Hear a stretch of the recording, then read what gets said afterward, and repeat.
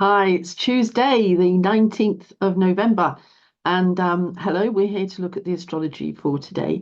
But before we do that, I want you to see something because yesterday I said we've got snow coming, right? This is, unusual weather for us. So I can't help it. I'm just going to have to share with you what greeted my eyes as I woke up this morning. Snow. There we go. Look, amazing. And as I said, everything stopped. Just as that's all we need. This bush is yellow, by the way, because I put my fairy lights into it. It's supposed to be shaped like a snowman, but well, never mind. It's a long story. Anyway, we'll get rid of that. Okay. Yes, that's the snow. We're here to do astrology. Yeah, we're better do astrology, hadn't we? I've got something to show you. I've got something to show you, right? So let's go to the animated page. Right, now I've set this up for tomorrow at an exact time, and it's at 13:51. Okay, let's say 2 o'clock in the afternoon in the UK. Okay, and I want you to look at something because this is kind of interesting to me, this. So we've got Pluto having moved into Aquarius as it does tomorrow for the last time. So this is the one that counts, really. This is the forever Aquarius, okay? Right. The moon gets to the same degree, which is no degree. So 00 degrees, 00 minutes of arc, 00 degrees, 00 minutes of arc. Just after Pluto has moved over from Capricorn into Aquarius. That's quite an interesting one for me.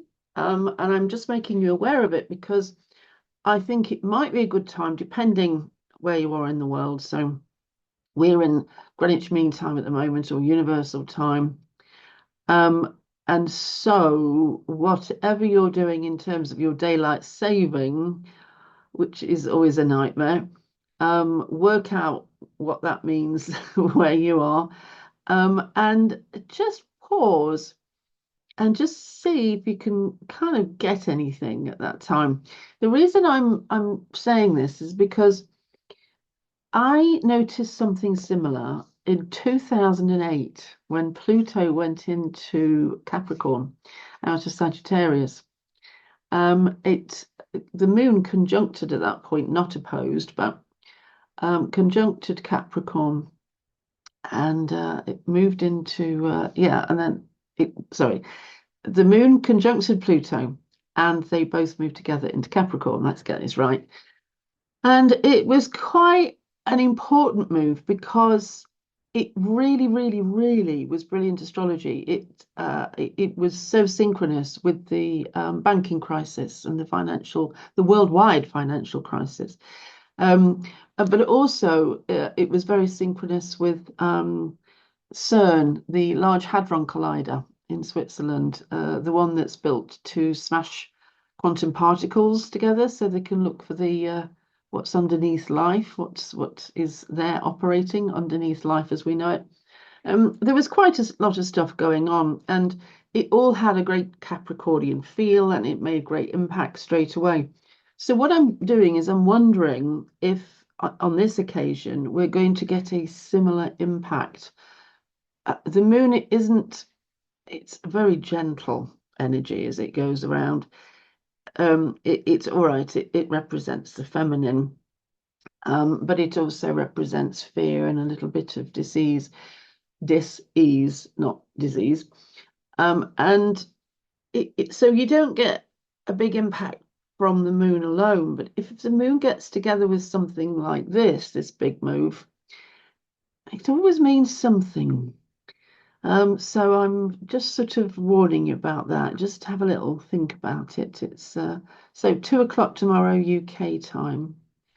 So if we're 5 hours ahead, if we're 5 hours ahead of Eastern, for instance, that makes it 9 o'clock in the morning, doesn't it? 9, 10, 11, 12, 1, 2. I see things I have to work out on my fingers. Yeah, makes it 9 o'clock in the morning Eastern. Work it out from that. Okay. Right, so that's covered that one. Looking at tomorrow again now, actually. because we've got the sun at 28 degrees of Scorpio.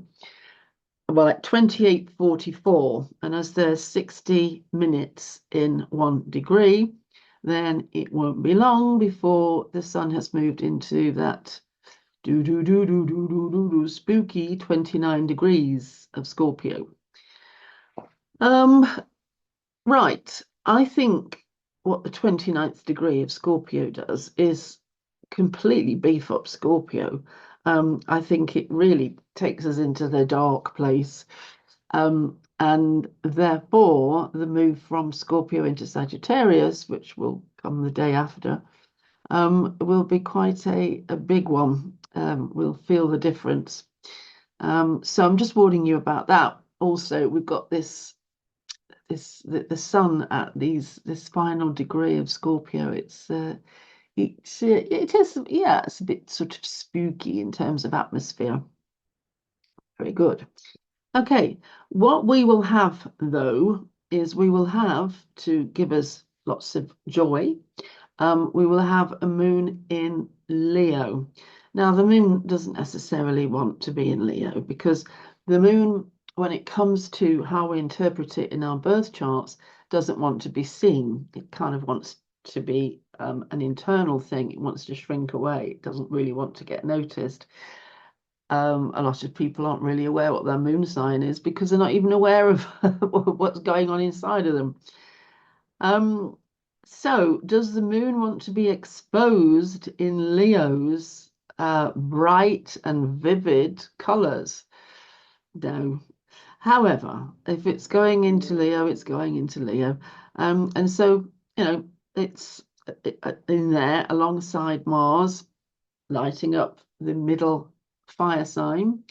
This should bring us all greater access to the fire energy in our lives. Now, that is coming just as the sun is going into Sagittarius. So I'll tell you what we'll do. Let's take this forward a day now. And then I will have to take it forward some hours just to get it to click through. There we go. Right, so I've moved all these planets around, and now we have the sun in Sagittarius, and this is the 21st of November. And the moon is at 16 degrees of Leo, and Mars is at 4 degrees of Leo. And we've still got Mercury at 21 degrees of Sagittarius. Pallas Athena at 26, those who like their asteroids. Well, Eris has been in Aries for all of my life, for all of yours as well. Anyway, so what do we think to that? Okay, well, that's a significant amount of fire. And so, once again, I'm saying this is going to exaggerate the move from water into fire. It's going to lift the atmosphere. And if you're aware of that, then of course your attention boosts that for you. Now, bear in mind, I'm always saying that this universe is built on two things: belief and attention. Turn your attention to something and it will instantly blossom and become more than it would have been if you hadn't noticed it. So one of the best things about astrology is that it gives us some information which turns our attention to something, and then we can make more of it. So that should be useful for those of you who want to get out of the doldrums and out of the house because you had one day's snow. It's melting them out, by the way, which, is very, as we're going back to light rain. Anyway, so, right, Pluto's moved. Just a couple more things to say about that. And I have been talking about it in videos in the past, so you can go back to them if you want to get the full Monty. However, I think what everybody misses when a planet moves sign is that it's not just moving into a sign, it's moving out of a sign too. And I think we should be talking just as much as how Capricorn is going to cope without Pluto, as much as we talk about how Aquarius is going to deal with Pluto, how Aquarius is going to manage um, a force which wants to um, uh, work with the generative energy, work with generation, work with evolution, with the direction of life, how life is evolving. So, I mean, that's quite a huge remit for Pluto. And Aquarius doesn't want to be exposed and have Pluto go through all its sock drawers and underwear drawers and all the things that, Aquarius wants to keep hidden. Pluto's going to get them all out and test them all um, the for the ability of Aquarius to continue in a way that is fit for purpose. So all of Aquarius's traits and talents and opportunities are going to be examined by Pluto. Is this how life can continue, or is this going to end life? Pluto doesn't want life to end, it wants life to generate and keep going and proliferate. And so Pluto makes sure that Aquarius is fit for this purpose. Okay, now that's happened to Capricorn. It has happened. It has already been there. So 16 years of Pluto going through Capricorn. And we have seen banking crises, we certainly have. We have seen the possible discovery of the Higgs boson, although people will argue about that one. We have seen changes in attitudes to property and to values and the material things in life in the last 16 years. Okay, and how does that leave Capricorn? Well, first of all, Capricorn ceases to have the power plant or the nuclear facility right in its garden.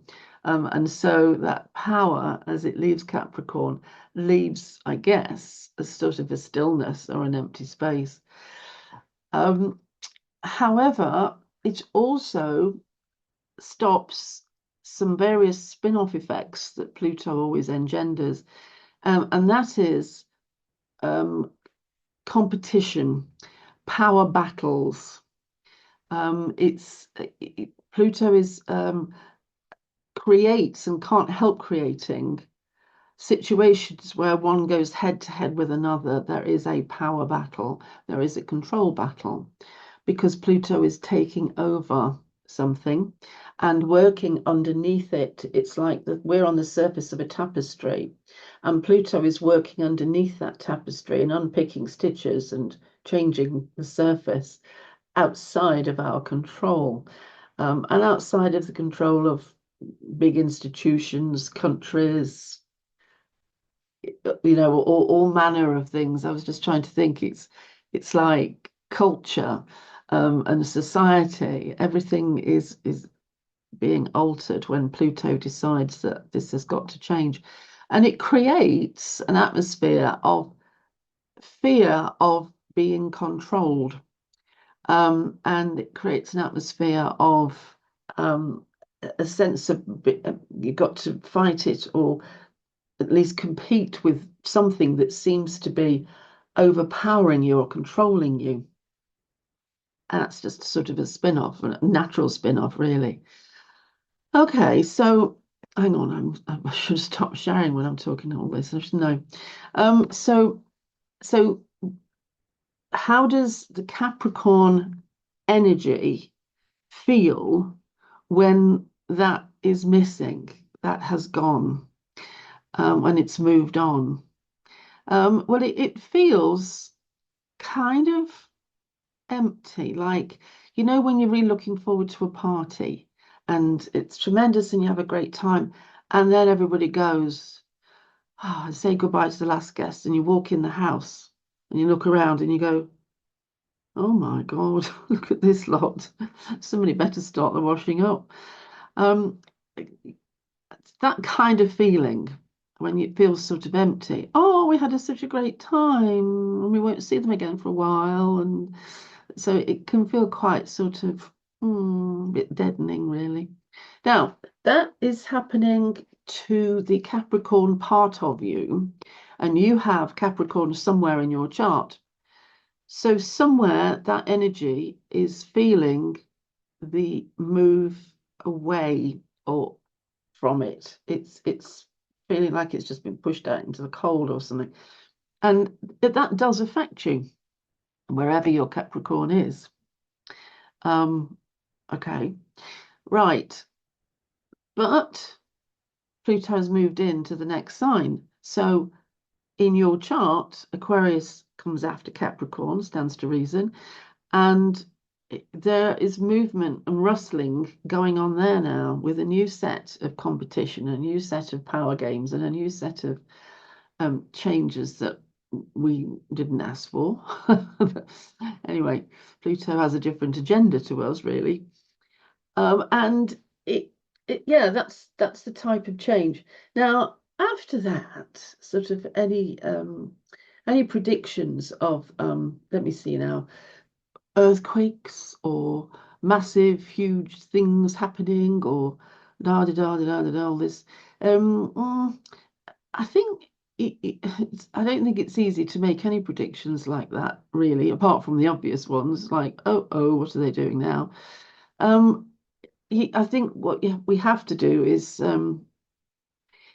see how things are going. But that this move by itself does not indicate doom, gloom, disaster, and Armageddon. Right. Does that make sense? I hope so. Okay. Now, I did promise that we would be doing a lesson on the ascendant, what it means, how it's achieved. And of course, you'll notice that we haven't done that. So it looks like I'm going to have to do it tomorrow. I noticed these things in the chart for today, and I thought, oh, I need to get these things, of course, covered as well. So that's fine.